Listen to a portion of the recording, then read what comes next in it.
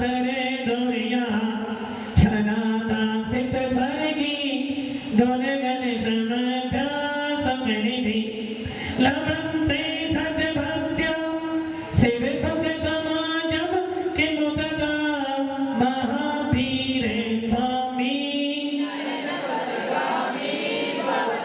महावीर स्वामी महावीर स्वामी गुरु महापंचनमितं ज्ञान दर्शन नायिका चारित्राणं गंभीरा मोक्ष मार्गोपदेशिका पंच प्रविष्टि भगवान की एक रविनाथ भगवान की अंतिम शासनपति भगवान महावीर स्वामी की आचार्य श्री कुंद भगवंत की आचार्य श्री विमल सागर जी महाराज की आचार्य गुरुदेव सन्मति सागर जी महाराज की 3 करोड़ 9 करोड़ मुनिराजों की द्वादशा गिरवानी माता की बोले वात्सल्य मूर्ति आध्यात्म योगी दिव्य तपस्वी राष्ट्र संत महातपो विभूति समणराज आचार्य 108 श्री सुंदर सागर जी गुरुदेव की गुरुदेव की गुरुदेव की भव्य आत्मा मौसम तो अपना काम कर रहा है किंतु भगवान महावीर का शासन भी इस मौसम में आपका उस वीतराग मुद्रा को दिखा रहा है कि ऐसे मौसम के अंदर भी उस दीन शासन को मानने वाले वीतराग मुद्रा के धारी साधु आज भी ऐसे मौसम के अंदर भी अपनी आत्मा की साधना कर रहे हैं।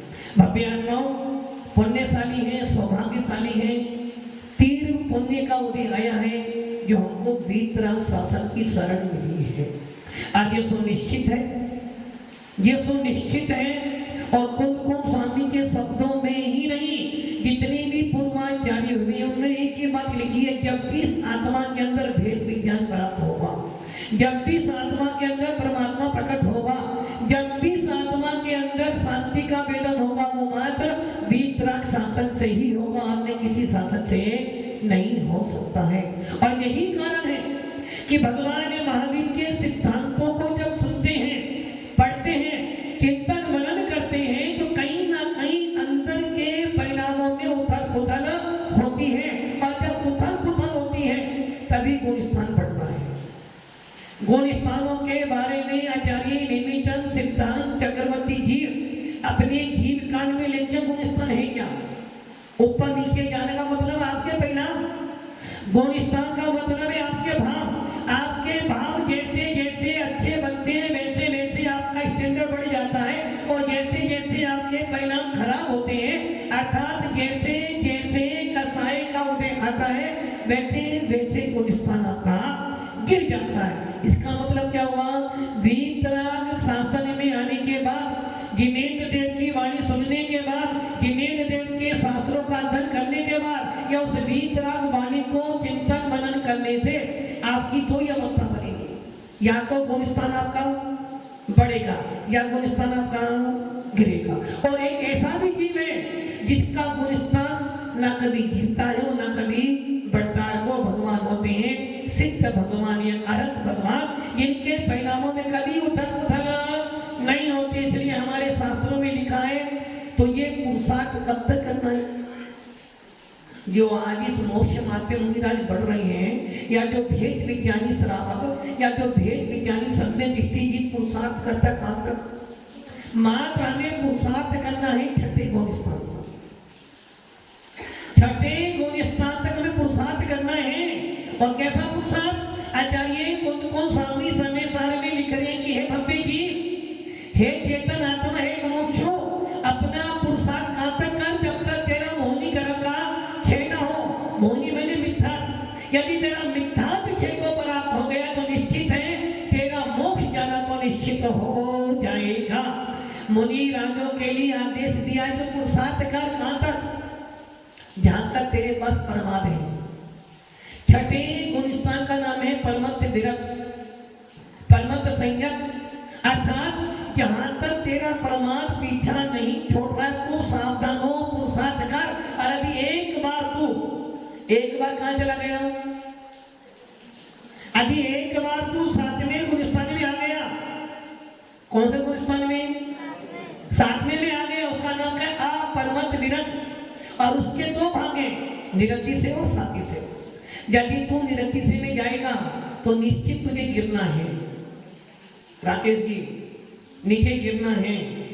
साथी निरति से आप पर्वत वाले का काल मात्र एक समय का है और छठे का उससे डबल है। इसलिए जो मुनिराज आज वर्तमान में दिख रहे हैं, जो लोग कहते हैं ना कि पंचम काल में भावलिंगी मुनिराज नहीं होते हैं, भव्य आत्माओं आज भी भावलिंगी मुनिराज हैं, जिनका गुणस्थान छठा सातवां छठा सातवां छठा सातवां होता रहता है। तो सात कहां तक करना है हमें? सिर्फ छठे गुणस्थान। और जैसे ही हम लोग साथी से में आ गए, साथी से आप पर्वत में आ गए, अब हमें नीचे गिरने का कारण अब तो हमें ऊपर ही ऊपर जाना है।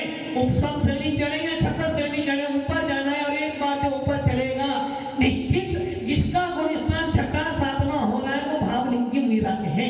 और ऐसे भावलिंगी मुनिराजों की वंदना करने का फल क्या है? ऐसे भावलिंगी मुनियों की वंदना करने का फल क्या है? आपके मोह का क्षय होना। आचार्य कौन स्वामी प्रवचन सार में लिख रहे हैं, यदि तुझे अपने मोह का क्षय करना है तो जिनेंद्र देव के धर्म गुण पर्याय को देख और उनको देखने के बाद अंदर के कोने में एक दीपक जलता है, प्रभु नाम जपने से नव जीवन मिलता है। एक बार जिनेंद्र देव को भावों से, एक बार जिनेंद्र देव को उपयोग लगाकर, एक बार जिनेंद्र देव को मन वचन काय से निहार और कैसे निहार? धर्म गुण पर्यायों से देख। और उसके बाद क्या देख? ये तो भगवान की बात हो गई। जो मंदिर में प्रतिमा विराजमान है, जिनकी भीतरागी मुद्रा है, अंतिम निर्गम साधुओं की मुद्रा को देख। और देखने के बाद अपने अंदर के आत्मा में जो चैतन्य भगवान आत्मा बैठी है उसको निहार। तेरा निश्चित रूप से दर्शन मोह का क्षय होगा। इसलिए जो जीव साथी से आप पर्वत में जाएगा वो ऊपर ऊपर ऊपर जाएगा। और ऊपर जाने के बाद दो ही दशा बनेगी, या तो नीचे गिरेगा या सीधा ऊपर जाएगा। भव्य आत्माओं पुरुषार्थ करना है कब तक? जब तक हमारे को साथी से आप पर्वत प्राप्त ना हो जाए। अब आपके मन में विकल्प हो सकता है, शंका हो सकती है कि आगे पुरुषार्थ नहीं करना, क्या आगे हमें पुरुषार्थ नहीं करना है? अरे जब तक केवल ज्ञान की प्राप्ति ना हो तब तक पुरुषार्थ करना है। किंतु कौन कौन स्वामी कह रहे हैं छठे गुणस्थान पर शुभोपयोग है। और शुभोपयोग के अंदर जीव पुरुषार्थ करता है कि मेरी दशा कैसी हो जाए? शुद्धोपयोग की। और शुद्धोपयोग प्राप्त हो जाने के बाद वहां पे कोई क्रिया, कोई पुरुषार्थ नहीं है, बुद्धि पूर्वक कोई भी हम काम नहीं कर सकते हैं। सारा काम अबुद्धि पूर्वक अपने आप होता चला जाएगा। जिस प्रकार जब आपको क्रोध आता है, जब आपका लोभ बढ़ता है, उस समय आपको कुछ भी, पवन जी, जब क्रोध आता है तो कुछ भी रुचता नहीं, कुछ भी अच्छा नहीं लगता है। उस समय बस ये अच्छा लगता है सामने वाले को कितनी सुनाओ कि वो मेरे से हार कर भाग जाए। और जब लोभ बढ़ता है उस समय तन की सुध भी नहीं रहती है, खाने पीने की भी चिंता, बस लोभ लोभ लोभ। उसी प्रकार आचार्य कहिए जब एक क्रोध कसाई के अंदर, एक लोभ कसाई के अंदर, मान कसाई में रावण को भी नहीं दिखा कि भैया मैं किससे युद्ध कर रहा हूँ, बलभद्र नारायण है और मैं किससे युद्ध कर रहा हूँ? लोभ करा सीता का, लोभ किया सीता का। और उस लोभ के अंदर अहंकार आ गया कि मैं लंकाधिपति विद्याधरों का स्वामियों को तुझे भूल गया कि ज्यादा अहंकार करोगे तो नीचे गिरना पड़ेगा। इसलिए आचार्य कौन स्वामी कह रहे हैं जब कसाइयों के अंदर ये जीव इतना लिप्त हो जाता है कि उसको कुछ नहीं दिखता, उसी प्रकार जब एक मुनिराज शुद्धोपयोग में जाते हैं, सातवें गुणस्थान में जाते हैं तो ध्यान मुद्रा हो जाते हैं। ध्यान मुद्रा के अंदर यदि कोई शेर भी उनके शरीर को खा रहा होगा तो उनको उसका वेदन नहीं, कोई तुम्हें सुई चुभे तो वेदन होगा ना, और मुनि राग को वेदन नहीं होगा। महाराज जी उनको आदत पड़ गई, आदत। अरे भैया वेदन तो होगा, कर्म तो अपना फल देगा, कि तो मुनिराज उस समय अपनी आत्मा को आत्मा में स्थापित कर कर आत्मा को आत्मा में लगाकर इतने लीन हो गए कि उनको शरीर और आत्मा के अंदर ऐसा अटूट भेद विधान हो गया कि ये शरीर तो है ही नहीं, शरीर में क्या हो रहा है वो ध्यान ही नहीं। मां अपने शुद्ध स्वरूप के चिंतन में इतने मग्न हो गए हैं कि उसी क्षण उनको केवल ज्ञान की प्राप्ति हो जाती है। इसलिए पुरुषार्थ तो करना है, किंतु शुद्धोपयोग अवस्था है ध्यान मुद्रा, और ध्यान मुद्रा में कोई बुद्धि कोई तर्क नहीं, बस एकदम शुद्ध आत्मा में लीन हो जाना, और ऐसी अवस्था में बुद्धि पूर्वक कोई पुरुषार्थ सारी क्रिया सहज होती चली जाएगी और जीव को केवल ज्ञान की प्राप्ति हो जाएगी। कल मैंने बताया था, जब कोई व्यक्ति मरने वाला होता है वो सोचता कि मैं मरकर कहां जाऊंगा, मर के कहां जाऊंगा, एक बार मुझे यहाँ पैदा होना मैं देख तो आऊं मैं। और बहुत बार देखा है व्यक्ति मरता मरता मर जाता है तो वापस आ जाता है, और हम सोचते हैं ये क्या हुआ। इसको हमारे शास्त्रों में नाम दिया समुद्र घात। मुनिराज के पास गए थे और आपने दो कठोर वचन मुनिराज को बोले। मुनिराज ने वो वचन सुने और उनके मन में क्रोध का साय का आवेश आ गया, और पूरी की पूरी द्वारिका इसको आपने नाम दिया। महाराज ने इतना क्रोध किया, अरे वो क्रोध नहीं, वो समुद्र था। मुनियों पे उपसर्ग देखा, मुनियों के दिल में आत्मा में दया उत्पन्न हो गई, और उस मुनियों ने उस मुनियों के उपसर्ग को दूर करने के लिए विशाल रूप बनाया। इसे कहते हैं समुद्घात। मुनि राजों को तत्वों में शंका हुई, कहां जाना, केवली के पास जाना है, तुरंत भाव बनाए, उसे कहते हैं समुद्घात। इसका मतलब क्या हुआ। आप कभी कभार किसी मुनि राज के पास गए, किसी व्यक्ति के पास गए और उसके आभा मंडल को देखा, सारी बातें आपने उगल दी, सारी बातें बता दी, वो जैसा बोलता है वैसा वैसा। घर में होता है ना, होता है ना, मम्मी जी ने बोला और आपने बात मान ली। इसका मतलब क्या हुआ, कहीं ना कहीं उसकी वो ऊर्जा तुम्हें प्रभावित कर रही है। इन सब का नाम है समुद्र घात। केवली भगवान भी जब देख लेते हैं भैया अब आयु थोड़ी बची है और कर्म बहुत ज्यादा बचे हैं, क्या करना। जिस प्रकार कहीं बाहर जाना हो, सुनील जी, कहीं बाहर जाना हो, समय कम हो, क्या करना पड़ेगा, काम को फास्ट करना पड़ेगा। कपड़े गीले हैं, क्या करोगे। जिस प्रकार कपड़े को निचोड़ कर रख देते हैं तो कपड़ा 2 दिन 3 दिन में सूखेगा, और फैलाते रख दिया तो वैसे ही केवली भगवान भी यही सारे काम करते हैं। इसे कहते हैं समुद्र घात। और यही कारण है कि हमारे जैन शासन की जो विधियां हैं आज पूरा विश्व मानता है, और यही कारण है कि भगवान महावीर के निर्माण जाने के बाद भी आज भी भगवान महावीर के निर्माण महोत्सव को पूरा विश्व स्तर पे मनाया जा रहा है, क्योंकि जैन शासन हर किसी को मिलता नहीं है, और जिसको मिल जाता है वो कभी अभागा नहीं होता है। इसलिए कुछ स्वामी कह रहे थे भैया जैन शासन को एक बार पढ़, जैन सिद्धांतों को एक बार सुन, और सुनने के बाद थोड़ा चिंतन मनन कर ले, तेरे जीवन में परिवर्तन अपने आप आ जाएगा। किंतु कब परिवर्तन कब आएगा, कीर्ति जी परिवर्तन कब आएगा, कीर्ति जी परिवर्तन कब आएगा। जब उस जैन शासन को पढ़ने के बाद चिंतन मनन करो।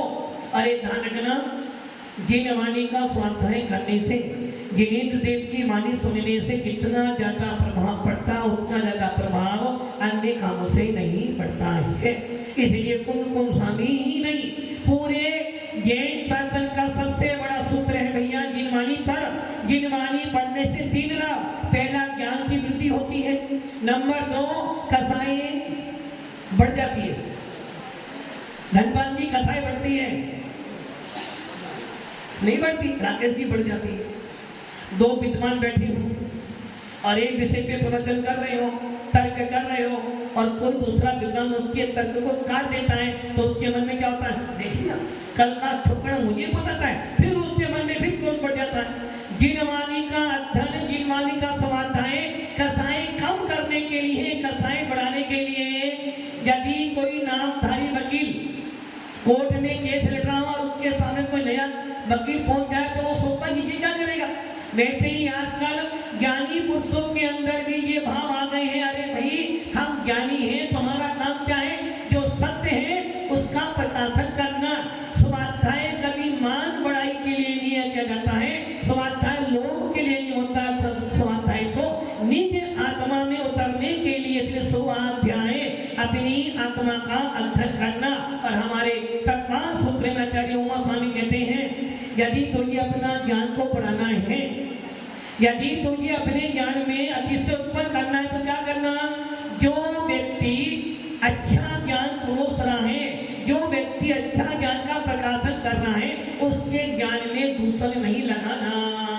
अपने अहंकार में आकर, अपनी बड़ाई में आकर किसी ज्ञानी जीव का अपमान नहीं करना। और यदि आप ऐसा करते हो तो आपका ज्ञान कमजोर पड़ जाएगा। इसलिए भक्ति आत्माओं, स्वाध्याय करने का मतलब है विशुद्धि बढ़ना। किसकी? सामने वाले की। और नहीं तो विशुद्धि किसकी बढ़ना? राजीव भैया, किसकी बढ़ना? सामने वाले की, दोनों की, स्वयं की। एक विद्वान जब भी स्वाध्याय करवाएगा वो अपनी विशुद्धि पे ध्यान नहीं देता, किस पे देता है? समझ में आया ना? ताकि दुनिया मुझे जाने के में इतना ज्यादा, जबकि ज्ञानी का काम क्या होना चाहिए? अरे भैया लाखों की भीड़ की मतलब नहीं, एक ज्ञानी बैठा हो, तुम्हारा उपयोग क्या होना चाहिए? अपनी विशुद्धि बढ़े, मेरी विशुद्धि बढ़े, तब तो मेरा स्वाध्याय करने का प्रयोजन है। और यदि मेरे स्वाध्याय से सबकी विशुद्धि बढ़े और मेरी विशुद्धि ना बढ़े तो स्वाध्याय करने का मतलब, खाना तो मैंने खाया, पेट तुम्हारा भर जाएगा। स्वाध्याय का मतलब है कथाओं की मंदिरता किसकी? पहले मेरी तो हो। जब मेरी होगी तभी सामने वाले को मेरी आभा मंडल का प्रभाव पड़ेगा। इसे कहते हैं समुद्घात। इसलिए भक्ति आत्माओं, जिनवाणी का स्वाध्याय का प्रयोजन है ज्ञान में अतिशय पड़े, जिनेन्द्र देव की वाणी का प्रचार हो, सत्य मार्ग पर चलने वाले मुमुक्षु मोक्ष मार्ग पे बढ़े, और उस जिनवाणी के स्वाध्याय से मेरी का असाइनमेंट हो जाए, सबसे बड़ा उपाय है। इसलिए कुंद स्वामी ने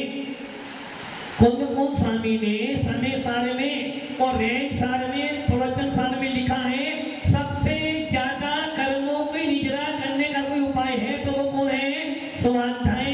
इसलिए महाराज जी, महाराज बनने में फायदा ही नहीं है। क्यों राकेश जी? चलिए ना, महाराज बन से फायदा क्या है? स्वाध्याय करना ही सर्वोपरि है। अरे भैया, जो स्वाध्याय करेगा वो निश्चित रूप से परिणामों की विशुद्धि करेगा, और जो विशुद्धि करेगा उसे महाराज तो कुंद जैसा आज तक कोई भी विद्वान पैदा नहीं हुआ है। पूरे विश्व के अंदर कुंद जैसा विद्वान ना हुआ है, ना इस मंचन काल में होने वाला। जिस कुंद स्वामी के समय सार, प्रवचन सार, नियम सार, पंचस्तिकाएं पे लिखने के लिए भी आचार्यों को सोचना पड़ा था। आचार्य कुंद स्वामी के लगभग समाधि हो जाने के बाद 1000 वर्षों के बाद किसी आचार्य ने हिम्मत की कि मैं उनके समय सार, प्रवचन सार, नियम सार पे कलम चलाऊं।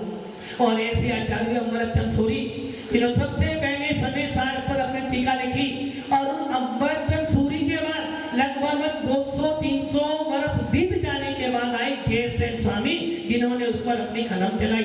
ऐसे कुंद स्वामी कह रहे भैया, स्वाध्याय का मतलब क्या है? निज आत्मा का प्रकाशन हो। और ये निश्चित समझना, जो लोग समय सार को पढ़ते हैं या अध्यात्म पढ़ते हैं, उनके लिए कुंद स्वामी सबक दे रहे हैं भैया, अध्यात्म कौन पढ़े? अध्यात्म कौन पढ़े? कपड़े वाले सारे अध्यात्म पढ़ने के बाद भी कुंदकुम स्वामी ने शास्त्र कब लिखे? राकेश जी कब लिखे? कब लिखे?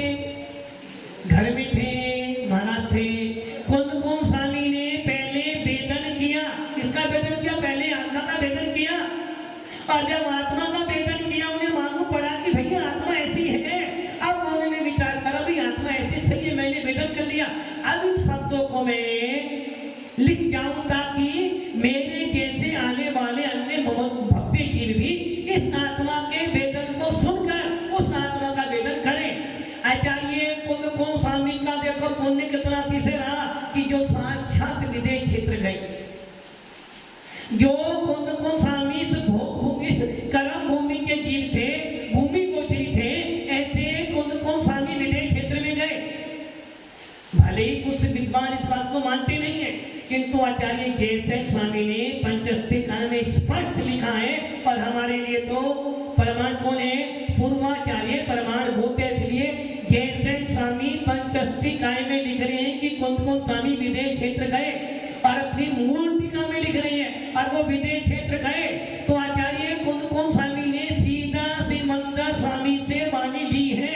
और जब वो भारत क्षेत्र में आए तो अपने सनेसार में कह रहे हैं, भैया मेरा कुछ भी नहीं है।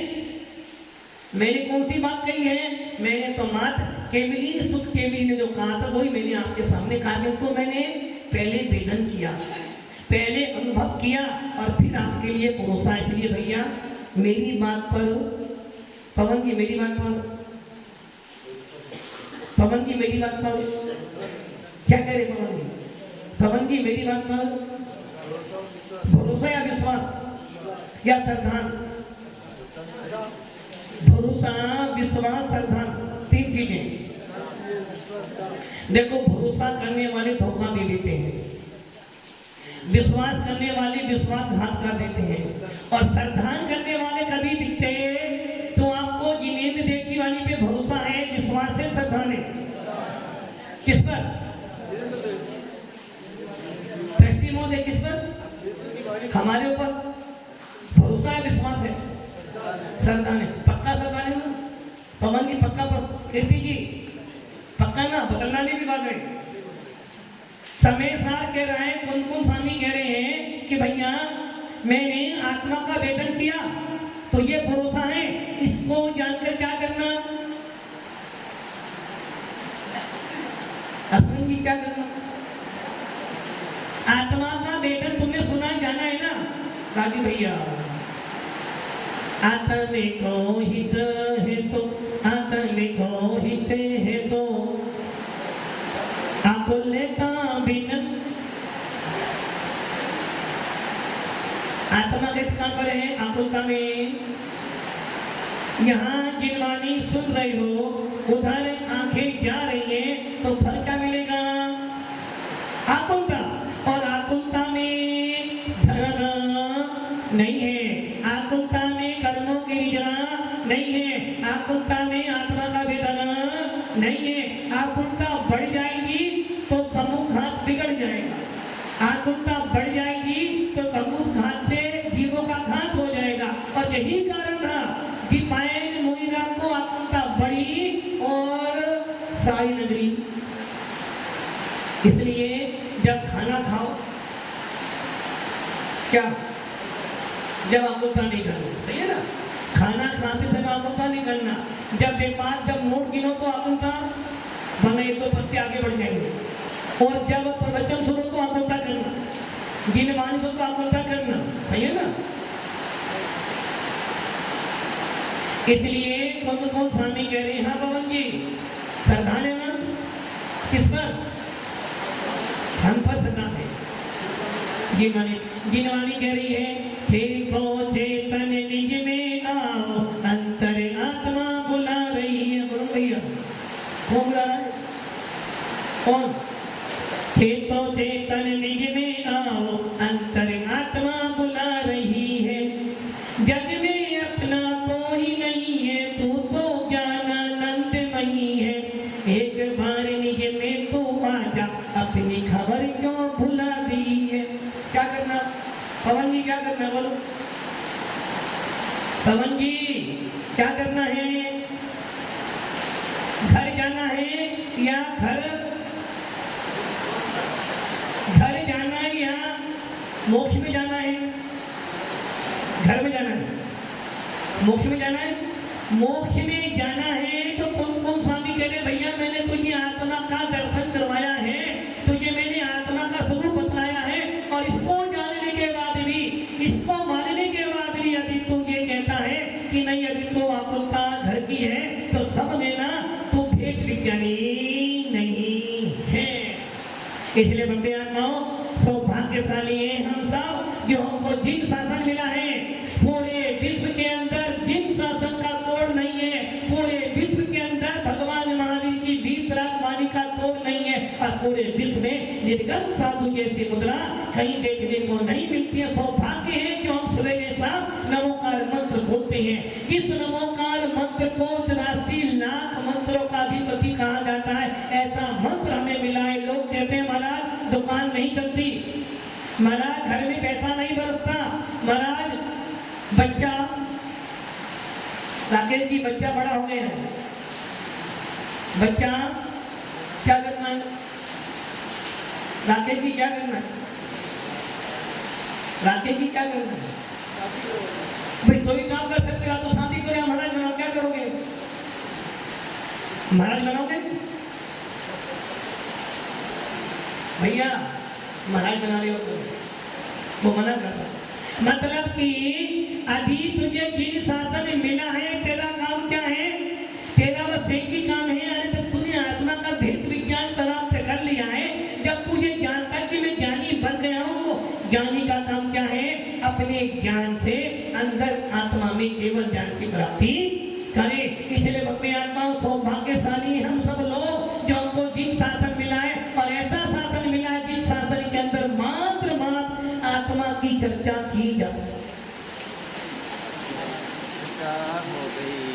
सौभाग्य है जो हमको जिन शासन मिला है।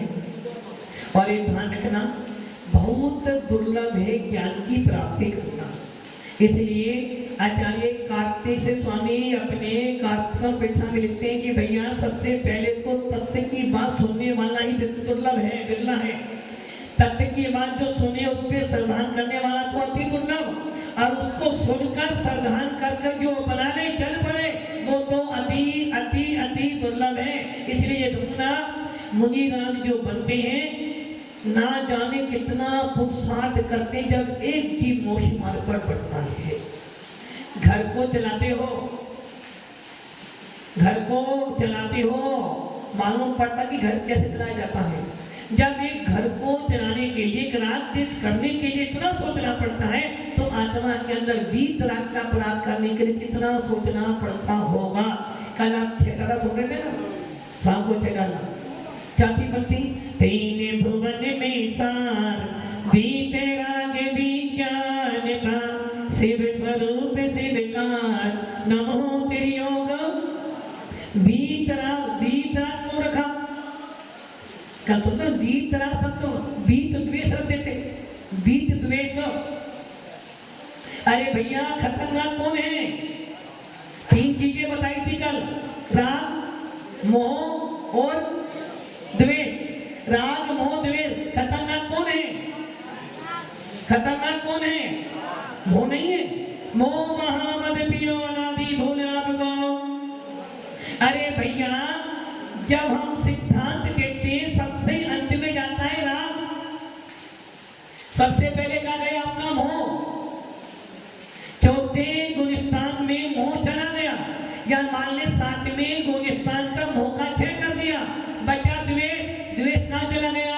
9वें गुलिस्तान में, किंतु राग कहाँ जा रहा है? 10वें में। और जिससे जितना ज्यादा राग होता है उससे उतना ज्यादा द्वेष भी होता है। इसलिए उस 6 डाला में ही नहीं, हमारे समय सार जैसे आध्यात्म का बीत राग था, क्योंकि जहां बीत गया है राग वहां राग देश में अपने आप चले जाते थे। बंदे हमारा भगवान, हमारा आप, हमारा आराध्य कैसा वीत रागी है, वीत रागी। और उस वीत राग की आराधना वंदना करने का फल क्या होना चाहिए? मेरे अंदर भी, मेरे अंदर भी, कीर्ति जी मेरे अंदर भी क्या आना चाहिए?